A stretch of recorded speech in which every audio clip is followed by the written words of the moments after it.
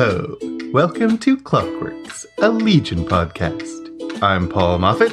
I'm Jan Moffat. And this week we're having another bonus episode where we're talking about Legion comic. So we're going to be talking about Volume 1, which includes issues 1 to 6 of X-Men Legacy. It's a comic series that ran from 2012 to 2014.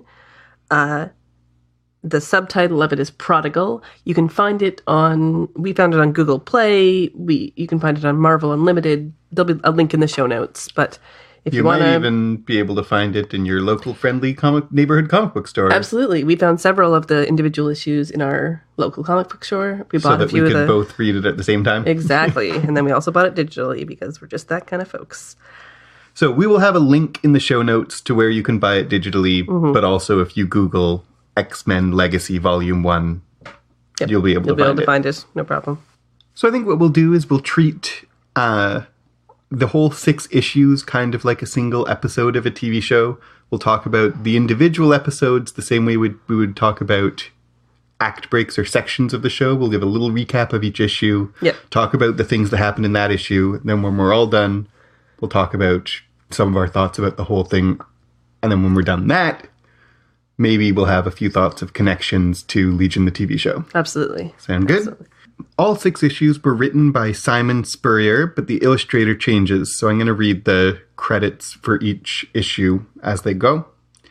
Issue 1 was written by Simon Spurrier and illustrated by Tan Anh Huat. The cover was by Mike Del Mundo. And the cover of issue 1 is David's face covered in a collage of torn X-Men covers or images, including Cable, Wolverine, Magneto, and it seems like Cyclops is the bottom right side of Cyclops' face. Yeah. And when you can recognize the bottom right of Cyclops' chin, maybe that's a sign that you've read a comic or two in your life. That is true. What happens in this comic is we meet David is in India in a complex for other mutants that have psychic abilities. His interior life inside of his brain is called the Cortex Complex, and it works as a jail that keeps all of his personalities at bay. He is trying to help other psychic mutants using his powers. As happens in lots of X-Men things, the townsfolk try to attack. They're blaming the mutants for their troubles. David tries to talk to them, tries to tell them, here's what could happen, this could go bad, or this could go good, and here's how it could go good, just go home. But his interior life is trying desperately to get out. His interior personalities are vying for control of his body. Suddenly we discover that Professor X is dead. There's a jailbreak in his head. He goes off it's a little unclear exactly, but everyone's dead, including the guru who's been helping him this entire time. And that's the end of the issue. I really like the issue starts in his head without explaining immediately what is going on. It's a prison, and it's only a couple pages later, maybe just a page later, that we find out that this is an imaginary or a psychic prison inside his brain. I really like that premise quite a lot. I do. It was very I had to read this comic a couple of times before I fully understood what was going on. It was a little confusing. I got it pretty quickly, but maybe that's because I was vaguely aware of this premise before I started reading Legion. Like, I had seen some things when we were talking about the TV show about, like, that there's no psychic prison. What are all the people in his brain? Yeah. So when there was a prison, I didn't know exactly what was going on, but I wasn't I followed pretty quickly that, this was a psychic prison and all these things. Though I was unclear quite a way into reading it, like, do any of these things in his brain have existence outside of him? Have they invaded? Are they are they psychic invaders, or are they split personalities? And it turns out they're all split personalities of him. Yeah. There are no psychic invaders in his brain as far as we can tell. No, not at all. I like this premise of the thing in his brain, and that I said there's no psychic invaders in his brain, but one of the guards, I think, I gather, is a psychic projection of the Guru. So there's the Extractor is him in a suit. Yeah, you must be right. And the other guy who has the big, like, scythe, right, I'm pretty sure is the Guru helping David and that's control. why he loses control a bit when the Guru dies. That makes sense. Okay, that makes sense. I liked the introduction of the world where it's like, it's a world that hates and fears you. Because it's like, it's very much like, this is X-Men. This is the, core of X-Men. It's the world that hates and fears you. What are you going to do about that, David? Yeah, I kind of didn't like... In fact, I kind of hated David's whole speech to the villagers, though. Oh, yeah? I liked the villagers coming there and being like, we don't trust you, and they have pitchforks. Sort of. Yeah. I liked it a lot more for what it metaphorically means for an X-Men comic than for what it literally meant in terms of the plot of this episode, this issue. Yeah. It's a little bit like ignorant yokels don't know anything and hate everyone, which is itself a kind of prejudice book that's trying to be anti-prejudice. Yep. But his speech of like... I'm not sure if I can articulate my problem with it immediately, but his speech of like, this can go two ways, the hard way or the easy way. Maybe I'm already articulating. It's like... Cliche. It's cliche. Yeah. I can be horrible and scare you, or I can be great and you'll love me. Yeah. Just recognize that I'm way more powerful than you are. And it's like, it's cliche, and it's also just... If what he wants them to take away at the end is, I'm just a person like you are, I don't know that that's a good, either in world, but even from the perspective of the people making the book, I don't know that that's a good approach to, like, he's just a guy with powers. Like, I can make your life a living hell, or I can make it a paradise because I'm way more powerful than you would ever be. It's kind of like is he a villain? Is he a good guy? He's definitely, that's kind of the crux of the entire volume, is whether he's going to make, he's going to join the X-Men or be opposed to them or whatever, if that makes him a bad guy. He is Scottish. Mm-hmm.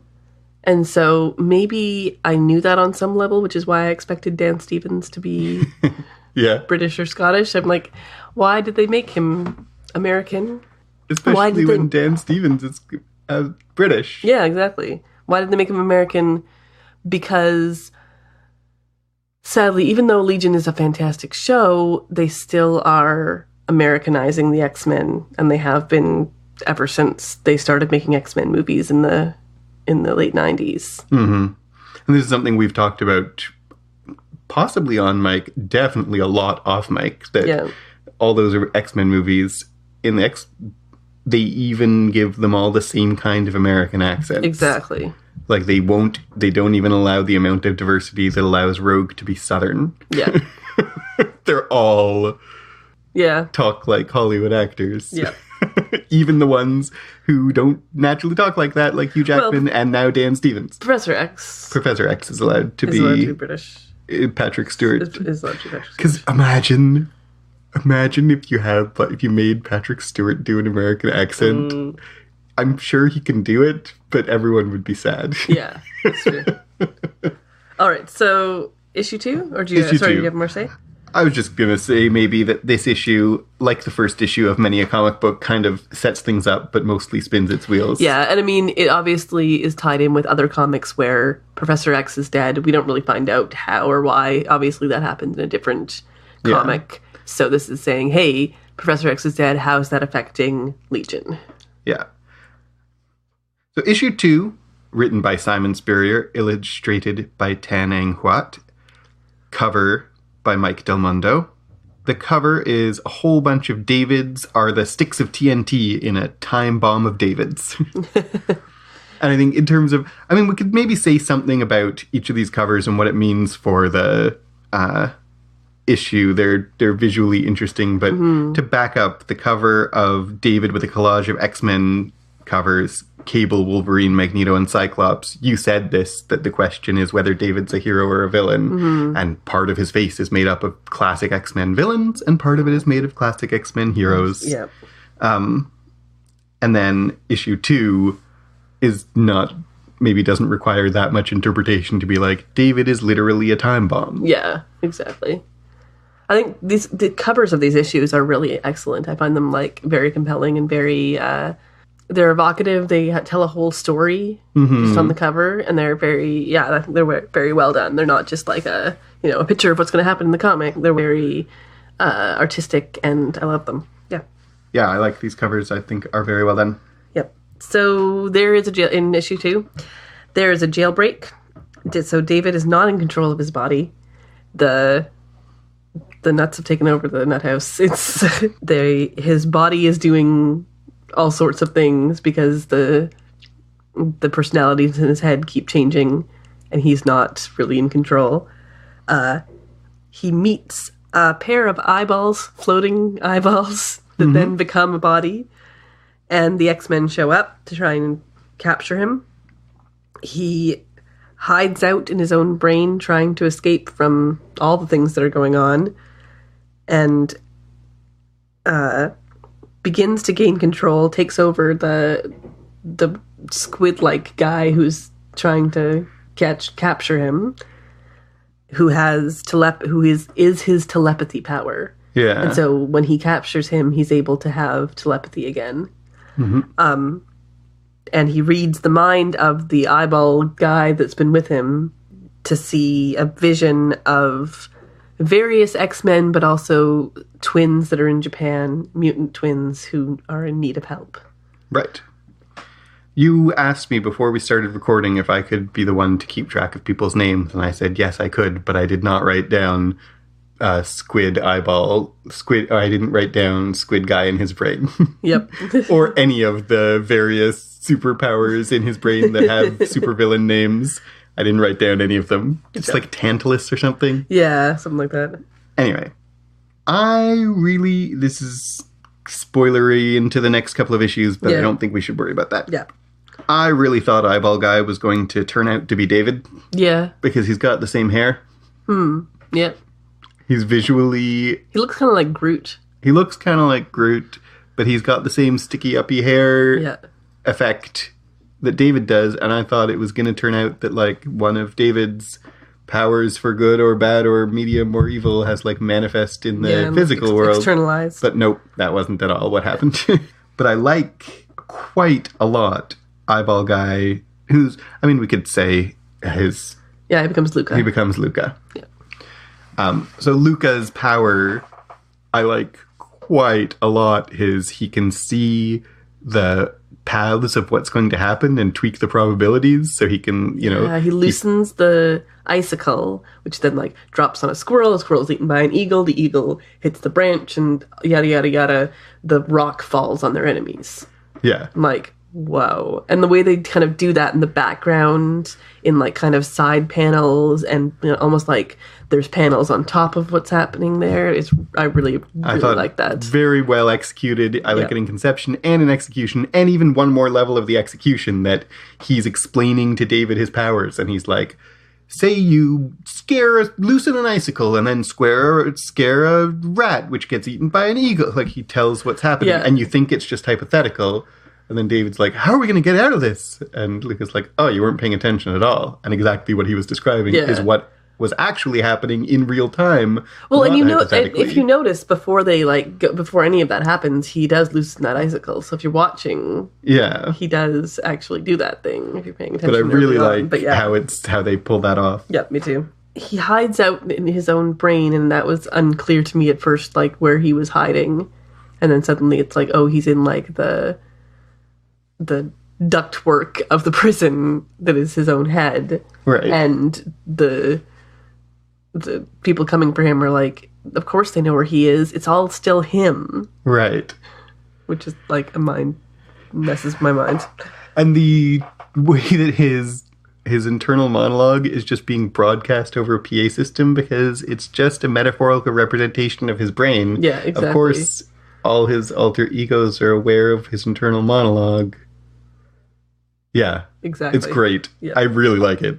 So David in this issue we saw a little bit of it in the first issue, but here we get a lot more of him being conflicted about whether he wants powers or not, whether he wants to follow in Charles's footsteps or not. Right, yeah, whether he wants to be like his dad. And, like, that's going to continue to be a big internal conflict for the whole rest of the volume, presumably for their next volume, too. Mm-hmm.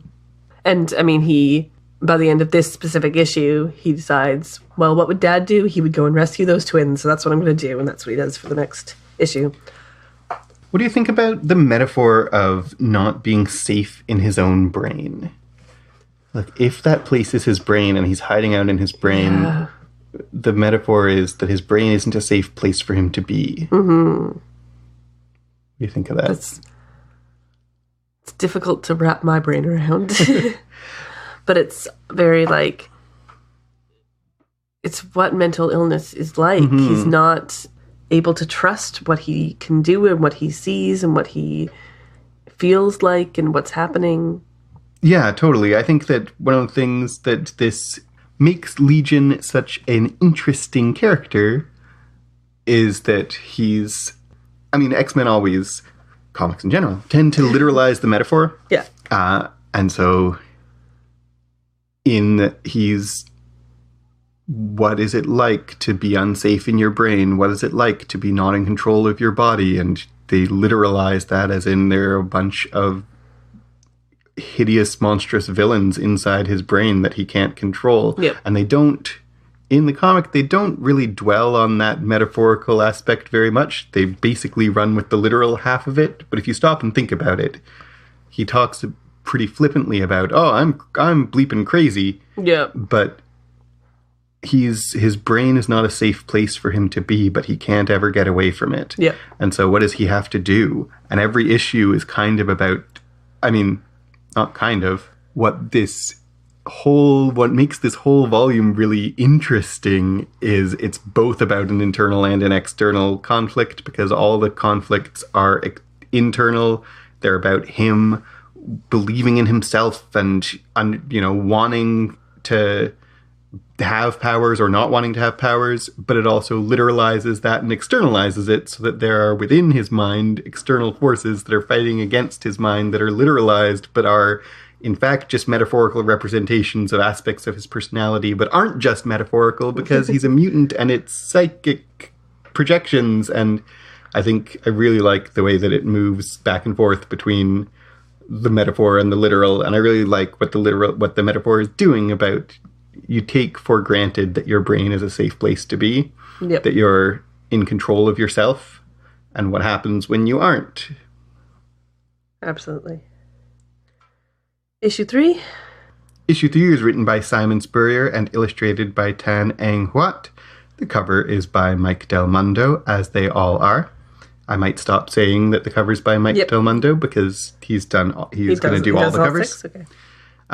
The cover of this issue is a take on that MC Escher painting with the black birds going in one direction and white birds going in the other, and they turn into each other. And all the birds make up the shape of a girl with like very striking eyes staring out. And I think the black and white birds are pretty clear. There's the two children in this issue get introduced, and they have psychic. One's a psychic black bird, and the other's a psychic white bird. Yep. I'm not sure who the girl is who's on the cover. Yeah, me neither. Like, is she blindfold? Ruth Blindfold becomes important in later issues, but in this issue, she's still not very, and it doesn't look much like her. Yeah. And the big eyes on the cover, also, if we, like, Luca's eyes are important for the whole volume, but again, they're not particularly important in this issue. Yeah. So I'm not sure. I like the visual of this cover quite a lot, as I like all of them, but this is the cover that is most opaque to me. I'm not really sure what it means either. I was definitely thrown off by it. Mm-hmm. So what happens in this episode, I want to call it episode. What happens in this issue? In this issue, not a lot happens. In terms of like plot moving forward, he goes to Japan. He meets this weird cult who worships a red skull thing, not the red skull, but a red skull thing, who are using the twins to torture people. The twins are two children who seem to have psychic powers, who manifest as large birds when they use their powers.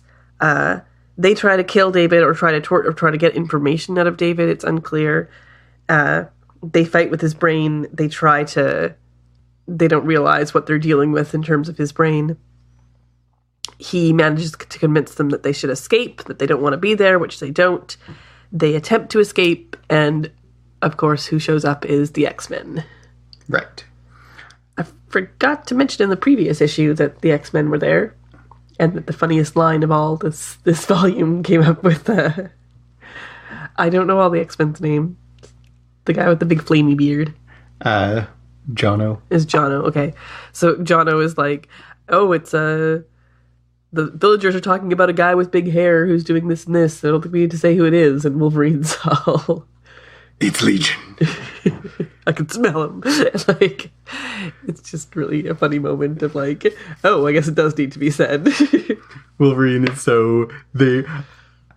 Wolverine is always, and it's one of these things where it's hard to tell when it's parody and when they're just trying to accurately represent Wolverine's character. And this volume, it's really hard to tell whether they are comically overdoing Wolverine's character or whether this is just their take on Wolverine. Yeah. But he is so like, I'm Wolverine. Yeah, he's a bub. He's over the top in this whole volume, and I love it. Actually, it's great. Anyway, yeah, I so the think X-Men show up at the end of this. My favorite line of the whole volume happens in this issue 3, which is when David says, "It's a trap!" And then you turn the page, he says, "Actually, it's a bloody great etheric projection shaped like a monochromatic psychic raven." Yeah. That is a good line. Yeah. But I can't say that because even Star Wars characters wouldn't say that out loud. Yeah. I think that's a great line. Yeah. Do you have any thoughts about Japanese guy who speaks broken English?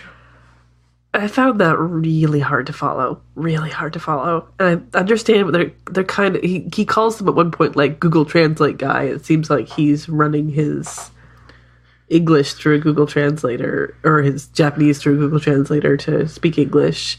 And so it's coming out really weird. But I just don't like it. I don't like it in terms of, like, following a story. It makes it difficult to follow and difficult to piece out what's going on. And then also in terms of, like, it feels racist. Yeah.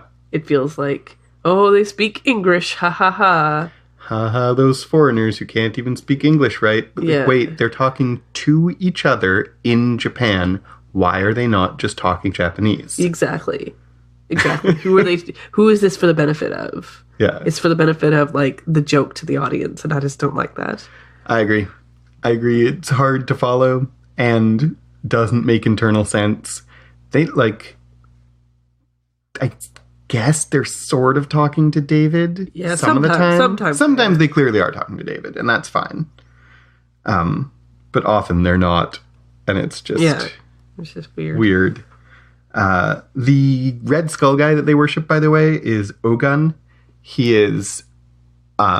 was Wolverine's mentor. Okay. So he taught Wolverine how to be a ninja. Okay. And then went bad and Wolverine killed him. Right. Because comics. Because comics. I really like in this issue. See, this is an issue that not a lot happens in, but visually I really like it. I like true. a lot of what they're doing in this issue. Yeah. I really like the whole series of David trying and failing to defeat superpowered people in his brain. Right. Like, That's this issue. I forgot that. That's fantastic. he tries with the top tier one and fails, and then they're like, okay, this is a little more my level. Oh, no. And then, like, okay, this guy's really the easiest one. Oh, no, still too hard for me. Yeah, there keeps being these panels of, like, him trying to attack, and then just, like, the next one is him running away, him running away, and then, I kept laughing at that one. That was good. Really good panel design. Clever. And then speaking of the panel design, a lot of those exact sequences happen as the bottom third of a page. And I really like the page design on those pages where the top third is David talking to the two children, Karasu and Sobojo. And the middle tier is kind of blue, black and blue flashbacks of David's past and Professor X not being a very good father to David and Professor X not being a very reputable fellow. Yep. And then the bottom is inside David's brain, him picking fights with super-powered alter egos that he loses. Yep. I really like the structure of those pages where you see all those things happening at the same time. It's visually interesting, but it also gives us a sense of like David's fractured understanding of reality, that he's keeping these three things happening at the same time. And there's been a few moments before, like in the previous, in issue 2, when the tentacle guy is like, I'm going to eat you, I'm going to eat you. And at the same time, Luca, the eyeball man, is like, oh, I guess I'll kill all these people. Yeah. And David's like, stop it. Yep. And both. who is he talking to? He's talking to both of them. I like those moments a lot. I agree. I like the flashbacks of Professor X being like, what is he doing? Is he actually a good guy? Because from David's perspective, he sees it as, he was a neglectful father. He was not there for him. He also sees it. And then he also sees, like, is he actually helping children or just making child soldiers? Yeah, there's this parallel between the two children, Karasu and Sobojo, who are being made to fight for the Yakuza against their wishes. Yeah. And will it be any different if they go to the school for the gifted? Exactly. Yep. There's a direct parallel between what Professor X does, is he gets children to fight for his dream instead. Yep. And this is not an original observation that Professor X is kind of villainous. Mm-hmm. But I really like it in this context. And for David to be the one thinking it, because throughout the whole volume, he can't decide whether he wants to be following, whether he's intimidated by trying to follow in the footprints of Professor X, his father, who is so wonderful and great in every way, or whether he is angry at his father for being a crappy, neglectful father. Yeah. And he has to pick one or the other, and they're both bad options. Yeah, exactly. I like, too, another of my favorite lines in the volume is in this issue near the end when he says, it's okay to try and be different. It's okay to try and be better. Mm-hmm. And that's, what gives him motivation to be strong enough to defeat the supervillains in his mind. But he wants to not just follow in Charles's footsteps. He wants to be better, different than, and better than Professor X. And I like it. Yep. So moving on to issue number 4. Issue number 4, written, as always, by Simon Spurrier. We have a new illustrator this time. Mm-hmm. This issue and the rest of the issues are illustrated by Jorge Molina. The cover, again, by Mike Del Mondo. I said I was going to stop saying that. Mike Del Mondo. The cover is David as a puzzle. A bunch of puzzle pieces making up David's head, and the top of his head, the puzzle pieces have come apart, and there are X-Men coming out of his brain. Yep. So, in this issue, Blindfold literally goes into or telepathically enters David's brain. Yeah. So there are X-Men in his brain. Yeah. This is also the issue where David fights X-Men. So there's using his brain. Yeah. Using his brain. David's brain is encompassing all the X-Men. So that's why they're in his brain, is he's bigger than them. Mm-hmm. That's my kind of interpretation. A puzzle is kind of an obvious metaphor to go with, but it makes sense, and it's something you would definitely choose when you're doing this kind of thing. Yeah. So what happens in this issue is that David attempts to escape with the twins. He takes down the X-Men one by one by accessing the different mutants, the different personalities in his head. In the end, he leaves the twins with the X-Men and escapes by folding reality, because there's going to be a big explosion, so he stops it. In the kind of twist ending, there's eyes left behind, and Sobojo's on the plane, and suddenly he doesn't have eyes anymore. He has glowing sockets where his eyes used to be. Mm-hmm. Dum dum dum. Blindfold Ruth is her real name. The psychic, the blindfolded psychic, who at the very beginning, in the first issue, when we flash to the X-Men, she's the one who's like, the future has changed. Yes. And she's the one who brings the X-Men in to go hunt down Legion. Yep. I like her also a lot in Conception. Yeah, me too. The way that she sees what needs to happen, sees what's going to happen, we don't have a lot typically in the X-Men of the kind of psychic that is seeing the future. Yeah. We have a lot of psychics who read each other's minds. Not a lot of seeing the future psychics. Yep, and absolutely. I think they're doing her quite well. Mm-hmm. I really like her appearing in his brain and being like, oh, he's not going to hurt me. And, I don't love that she just randomly kisses him. No, that's weird. But I do like her confidence and her appearing in his brain and her being powerful and understanding things that no one else does. And it is a cliche, but I still like it anyway, of a blind seer. Yep. I like the way in this, what we saw last time was him failing to get control of his personalities in his head. And this time he is gaining control. We really see how he grabs, the person who's in charge of folding reality, and he grabs them, and suddenly he's able to do that in real life. He grabs the person who is, it's really cool, the idea of it. And I understood it fully in this issue. This issue makes really clear what exactly is going on and how he's accessing these different powers. Yeah, and how the kids are helping him. In the first issue, the guru was helping him, and now the kids are helping him, and they don't have to go out and fight the X-Men, but he asks them to help him just bring him powers in his brain, and we see also in this, I really like that we see some of David's actual competence more than just his power. Yes. Because we've seen all along he has lots of power, he can't control it, he's kind of crazy, but competence is being able to correctly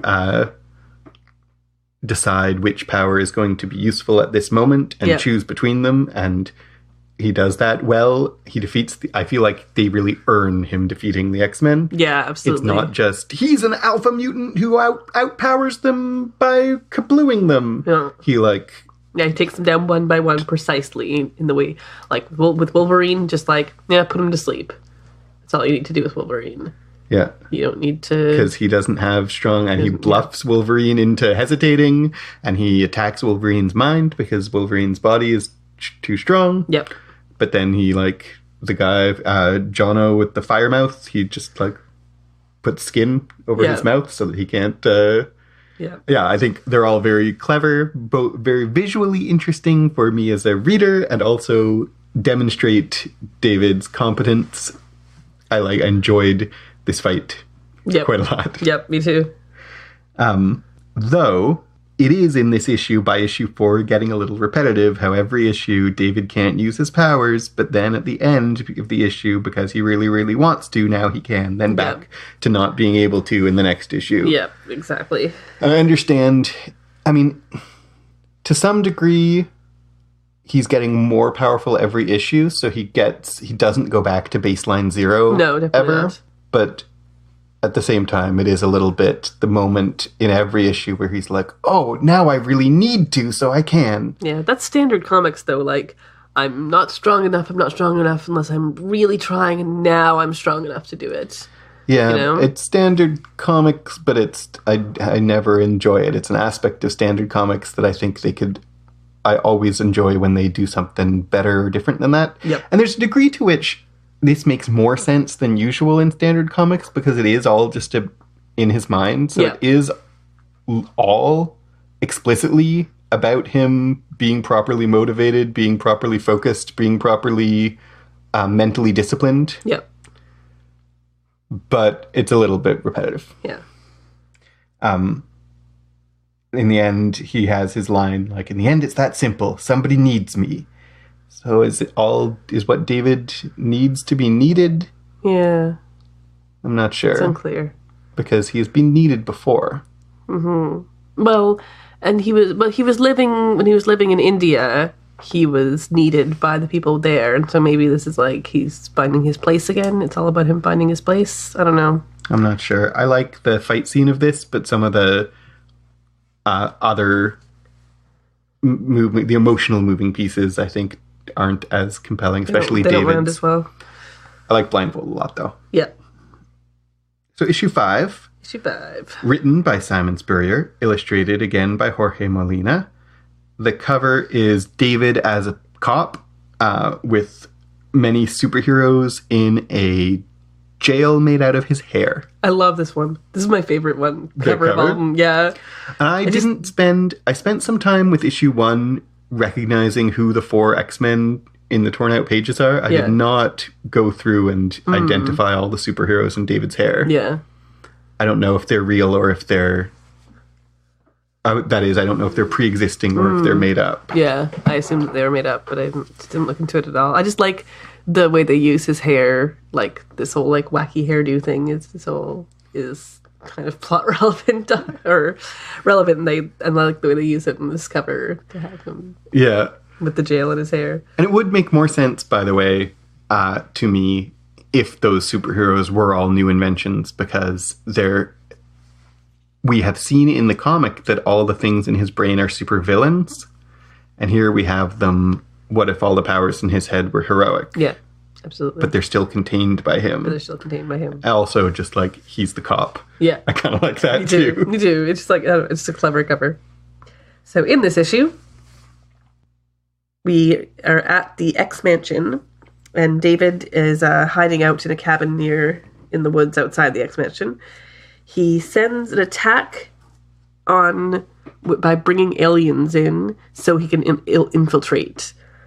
He reads Blindfold's past and discovers that she has a brother who abused her, who killed her mother, and was executed, but somehow his ghost came to life as the eyeballs. And he realizes that this brother of Blindfold has been the eyeballs guy all along.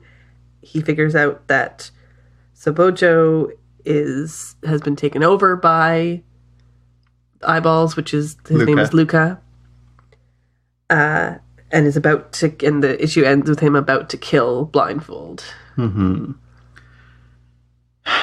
So I like in conception quite a lot. His whole past thing. Is Luca was born evil? Is that what we're saying? I don't know. He hates her. He hates Blindfold from the time she's born. He's her older brother. And he blames her for all of his problems, it seems like, because she's a mutant and therefore everything went wrong. The whole, he gets executed and then comes back, I don't understand what that was. Yeah, and textually, it's maybe because he just hated so much that his hate became eyeballs. It doesn't make a lot of sense. He's not a mutant. Or was he Or was he a mutant all along? He was a repressed mutant all along. If that would be better... Yeah. That would be much better, in fact. That was my theory, was that he was some kind of repressed mutant all along. I would like them to tell us that. Yeah, me too. When David's maybe it's this, maybe it's this.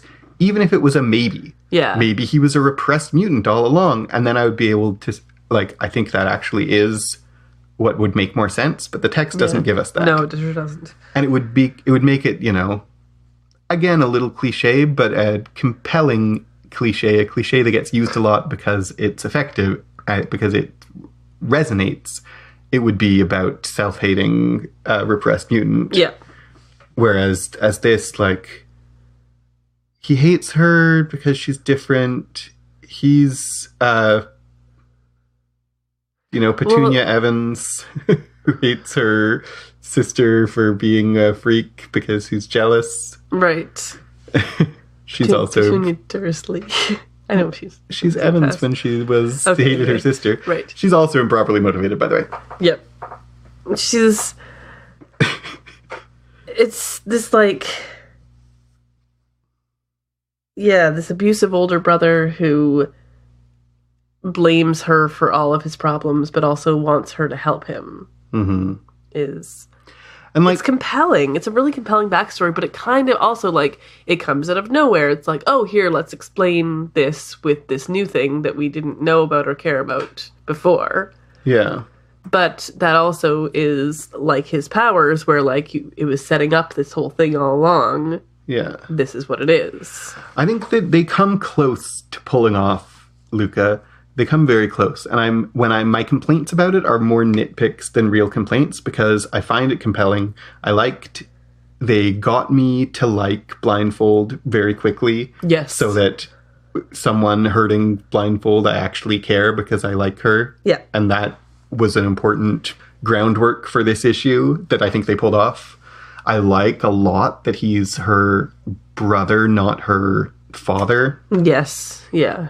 Just because it's less cliche. Yeah.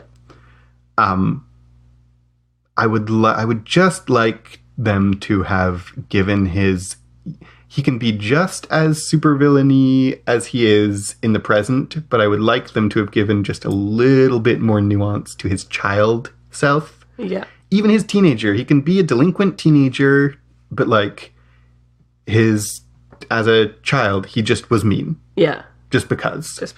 And then he went for rehab to a religious place where they poisoned him with religion because religion is poison. Apparently. Well, they poisoned him with anti-mutant. They poisoned him with anti-mutant propaganda. And I don't even really complain about that. This is a pretty clear metaphor for anti-gay bigotry, and I get that. I don't complain about it, but I do complain a little bit that because he was already evil, it isn't necessary. Yep. Right?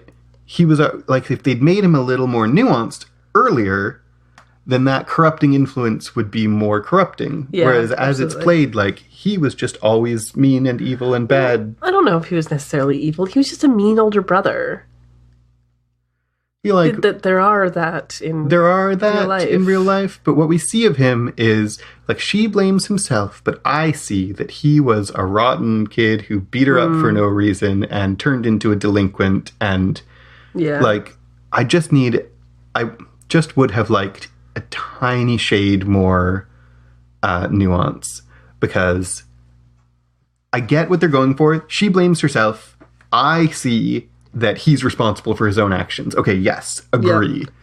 But just like a tiny bit of a more nuance of, like, I see that he was rotten from the beginning. I mean, I don't have the comic in front of me, but it's just that moment where he's like, she blames herself, but I saw that 6-year-old him was already irredeemable. Yeah. Right?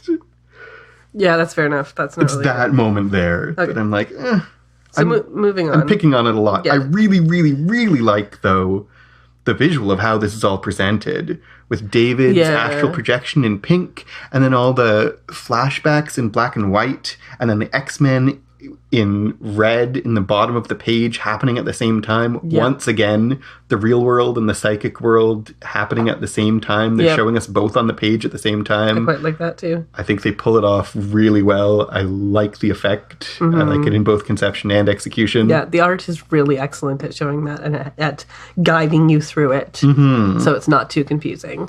Agreed. And I think if we talk about the art, Jorge Molina takes over halfway through. I actually quite like both of the artists. Mm-hmm. Their style is slightly different. Yeah. Jorge Molina is a little more cartoony. Yeah.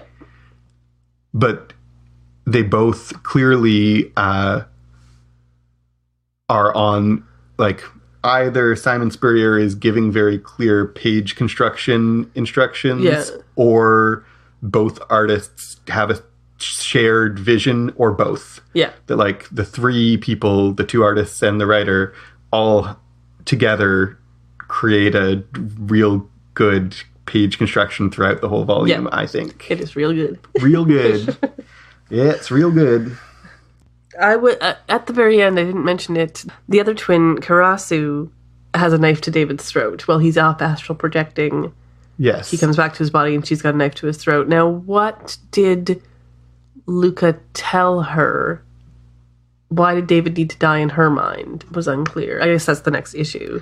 That's the next issue. But it felt like out of nowhere that she would attack him.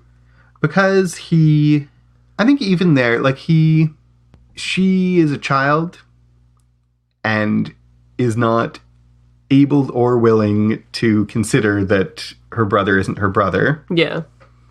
So whatever he told her, it was something about like, David wasn't really helping us. David isn't really, like, you have to do this. I don't want to. You have to. Yeah, okay. He's being again what he was in Blindfold, which is an abusive older brother who pushes his sister into things. Right. Yeah, of course. I didn't even think that connection. That's exactly what's happening. All right, so issue 6. Issue 6. Written by Simon Spurrier, illustrated by Jorge Molina, cover by Malk Del Mundo. The cover of issue 6 is Legion kind of crouching in fetal position, surrounded by a whole page full of voice balloons saying a bunch of different things. Yeah. I really, really like this cover. I think this is my favorite in terms of just the visual effect of the cover. I like it a lot. It's just the, like, he's totally overwhelmed. I don't know that it's particularly fitting to the issue, what happens in the issue. But I think it's really compelling for who David is and giving a sense of what his mental state is. Sorry, I'm just trying to find it because I really want to look at it. Oh, this one. Yes, this is the best one. It says, you know, like, what's happening to me? They're not your friends. Word is bond. This calls for a good old-fashioned exorcism. And even the credits are in the Simon Spurrier, Jorge Molina, are in the word bubbles, and and there's no sense of space at all. No. The ground is word bubbles. The walls are word bubbles. And I really like it. Even like movie quotes and things like that. Yep. So there's everything. Yeah, it's a really good cover.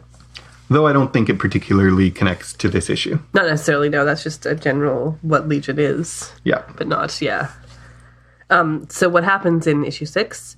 David fights Luca in Sabojo's body. Luca manipulates things far in advance, just like he did with the icicle and everything, but he can't predict David's insanity, apparently. Blindfold destroys Luca, and David leaves, but in a cliffhanger element the element in his brain that he never had control over is revealed to be Professor X. Bum, bum, bum. And this is the end of volume 1, is a big cliffhanger. Yeah, of course, because it's a comics, everyone. So, yes. Throughout all 6 issues, David keeps having differently phrased, differently packaged epiphanies about how he can control the things in his mind. And here he has yet another one that seems to be the most powerful yet, which is his mantra, I rule me. Yes. What do you think about that? I think that all along we've had like the Guru, we've had the twins, we've had Blindfold, we've had other mutants kind of almost helping him with his personality jail. And this is him going, no, it's only me. I must do this for myself. And I think that's a bit of a mistake in that won't last because he needs to be in community with people to help him control himself. But this is what's going to help him for right now, is that realizing that he's in control, realizing that I rule me, that he is the jailer. I feel like it's, empowering, self-empowerment. That's really good if this is a story about self-doubt, I rule me, I can decide for myself is an empowering and powerful mantra to end on. Yep. But if this is a story about mental illness, I think it's a really harmful message to end on. Yeah. You rule yourself and you don't need anybody's help. Yeah. So when you take it, the metaphor, or you move back into the metaphorical and you say that this is about mental illness And what he is doing at the end is rejecting any help to help manage his mental illness because he needs to be strong enough to do it all by himself. I think that's actually a really harmful perception of mental illness and how to approach it. Yeah, absolutely. I like the coincidence fight between David and Luca. Yeah. I really like seeing Luca's powers in action and that he still can't use them. And that we find out in issue 5, I think, and again in issue 6, that Luca's powers are Blindfold's powers. He stole part of her powers. Yeah. Which, P.S., doesn't really make sense. No. But does, Well, she doesn't have any eyes, and he is nothing but eyes. Yeah. I don't know. It's weird. It's a bit much. And they say... What do they say? There's just a throwaway line in this issue. David says that eyes are a motif in his life. And I'm like, are eyes a motif in this book? Kinda. Blindfold and Luca, certainly. Other than that, I think this is another thing where twins have weird eyes, and the issue begins with him opening his eyes. Yeah. I mean, the whole volume begins with David's eyes opening, and we see it from his perspective. I feel like that's a motif that they could have nailed. Yeah, a little stronger. Yeah, I agree. Because we're landing on eyes are important, but we have not, I think, adequately. Eyes are Luca. Yeah. But other than Luca, I don't think that we've nailed that eyes motif strongly enough. I like you said, I like the way that Luca makes these things happen ahead of time, and then he's like, was that guy supposed to fall on me? And he's like, yeah. So David just defeats him by being just slightly off. And I don't know exactly how that works, but it makes it kind of fun. Textually, David says, because I'm crazy. Yeah. Again, I really like it. I like the fight. I like that moment, was that supposed to fall on me? Is hilarious and fantastic. But I don't, much like Luca takes over some of Blindfold's powers, it's wait, though, how does that work and why? Yeah. I don't think it quite makes sense. It's one of these, the rule of cool. Yeah. That we don't care that it doesn't make sense because it's pretty cool. Yeah. And I suppose that's fine. Yeah. So what else? Just, David says that we learn in this last issue that David is fated to destroy all mutant kind. There's been some references to something terrible is coming.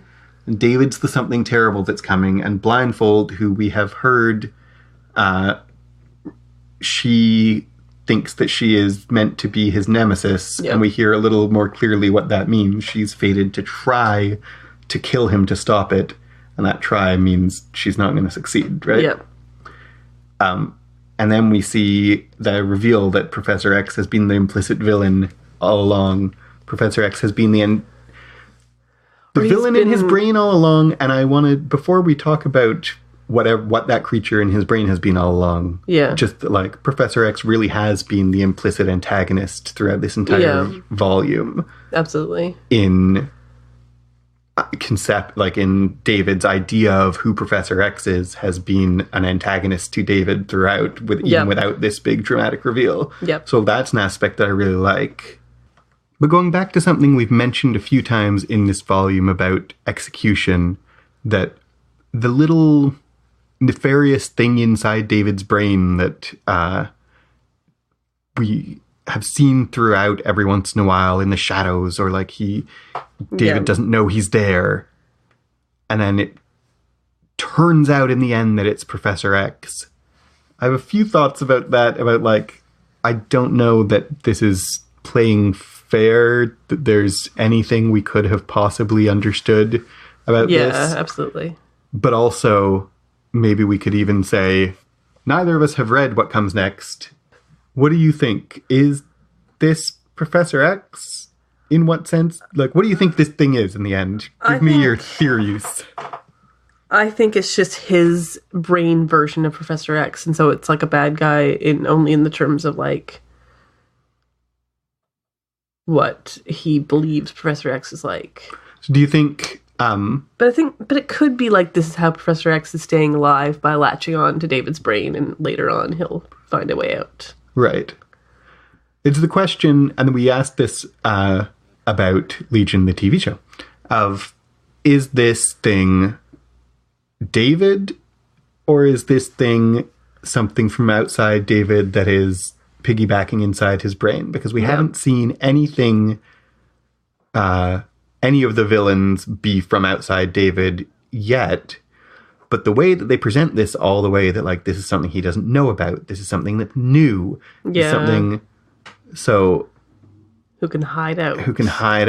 Yeah. And if it is something from outside his brain, is it Professor X?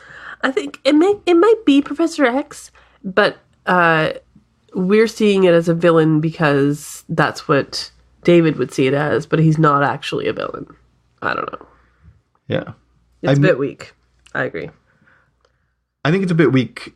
I would like to read what comes next. It's strong in the what it's supposed to do that I'm like, well, what happens? I want to read what comes next. Yeah, absolutely. But I think it's not... It comes a bit out of nowhere. Yeah. They haven't given us enough to... The best kind of reveals are the reveals where you're like, oh, of course! And this is a reveal where, like, I am a little bit, I kind of saw that coming, but I hoped I was wrong because it's weak. Yeah. All right, so moving on to... Should we talk about, like, in general, highlights, lowlights, things that you liked and didn't like about this comic? I have one kind of thought about the whole volume that's not in a highlights, lowlights way. It's just, there's a Greek myth motifs throughout the whole thing in the idea of destiny and fate. Yep. He's fated to destroy all mankind. He's creating his own fate. The way that Luca sees what destiny is and manipulates the fates. The way we have the blindfolded seer who sees what's going to happen, tries to prevent it, but makes it happen anyway.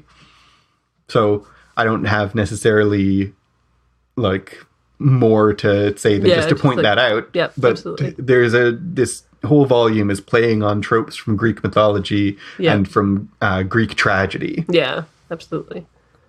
That I thought was kind of interesting. Yeah, absolutely. Some things that I didn't like about this comic, in general, in terms of, like, comic style things, the bleeping out of the swear words, like, just swear, don't swear. It was annoying. It made it difficult to read, and it was like I kept being like, I can't even figure out what swear they're bleeping out. Was always the trouble.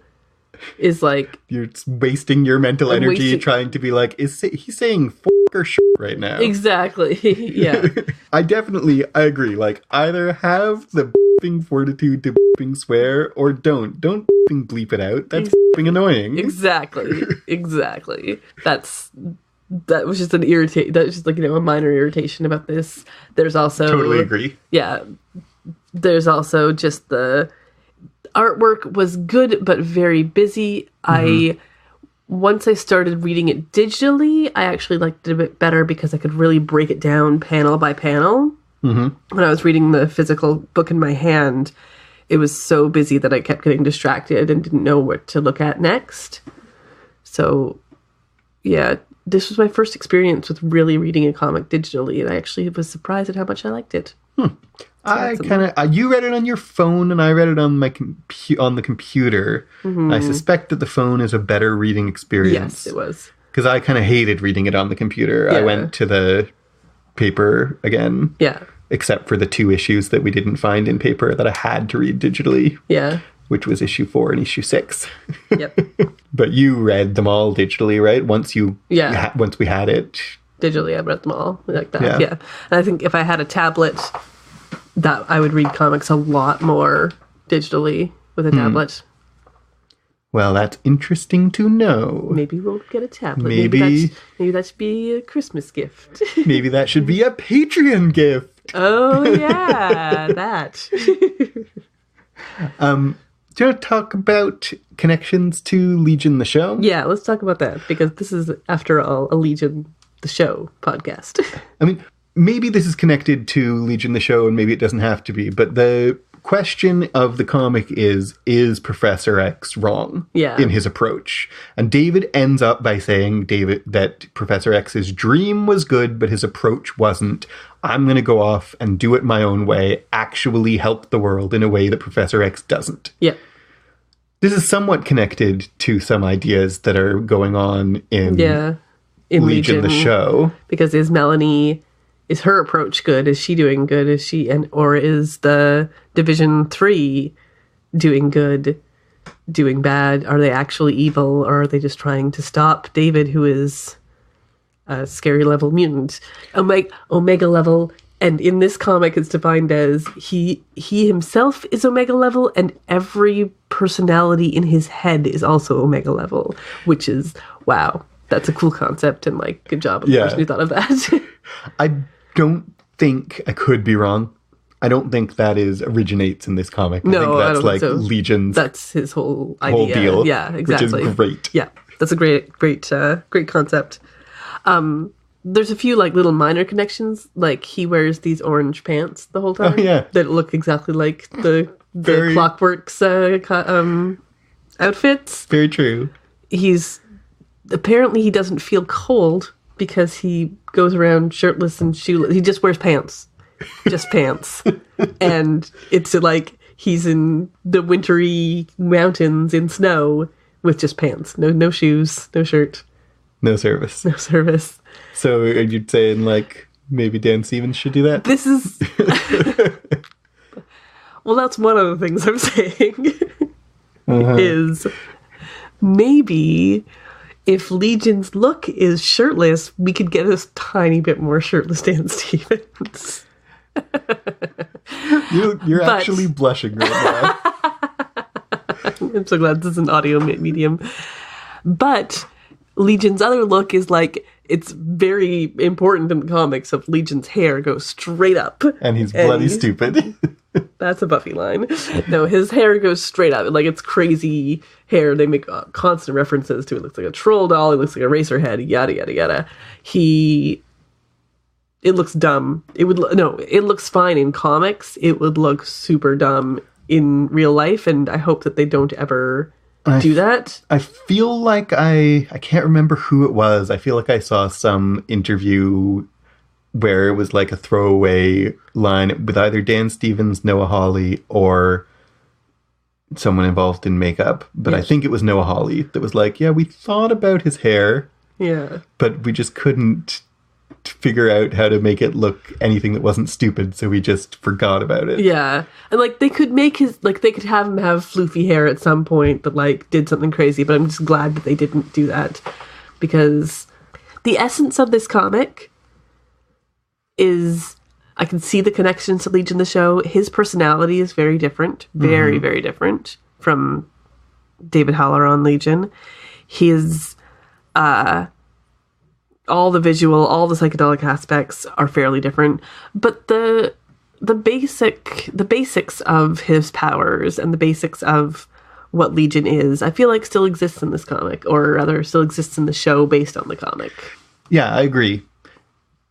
I was going to say the central premise is the same, but it's not even really. Yeah. But I like it anyway.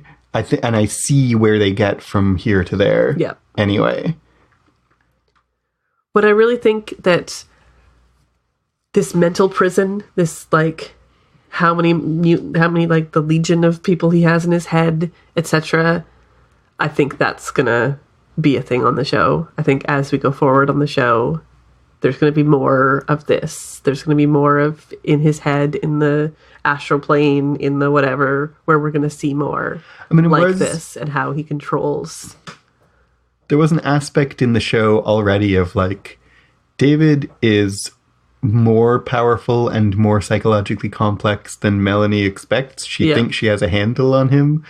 And I think that the first season ended with, now we have a handle on David, and I'm hoping that rug gets pulled out from under us, and like, no, you still have no idea. Yeah, exactly. And we heard like little hints of things like these, like this laughter of children that's not connected at all to the Shadow King, and these other little things that like, there was the Shadow King, but there's also other things. There's also little hints of what else is going on in David's brain. And now that the Shadow King is out, what are we going to see? Mm-hmm.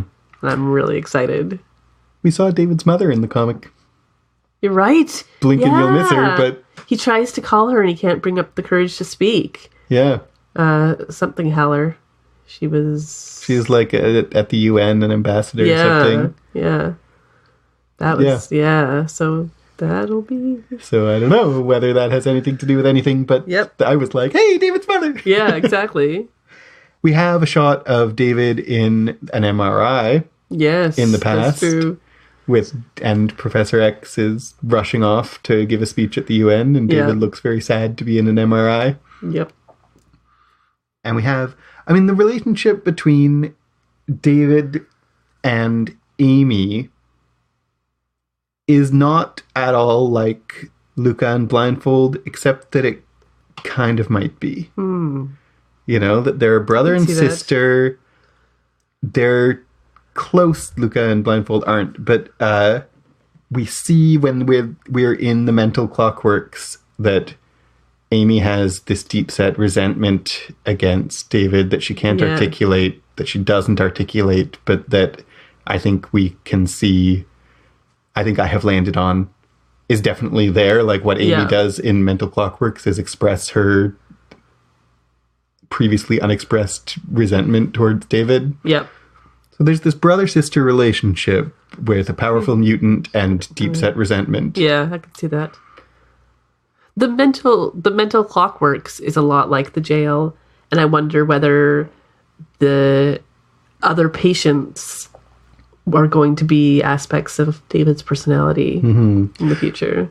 There's a theory, Legion fans on the Reddit board especially, there's a really prevalent theory that the whole of season 1 has been inside David's head. Yeah. And that is connected to clearly people who are familiar with Legion from things like this comic are like, well, the mental prison is a lot like Clockworks, exactly as you say. And all those people who were in, we saw one of the people who was in mental hospital with David turns out to have been an aspect of David's own mind. Maybe they all will be. Maybe everyone is. Maybe that's why Legion isn't set in any particular time. Maybe this entire thing all along has always been inside David's head.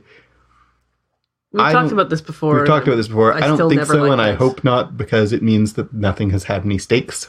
But I do think possibly there'll be a mental Clockworks continuing to be in David's head. Mm-hmm.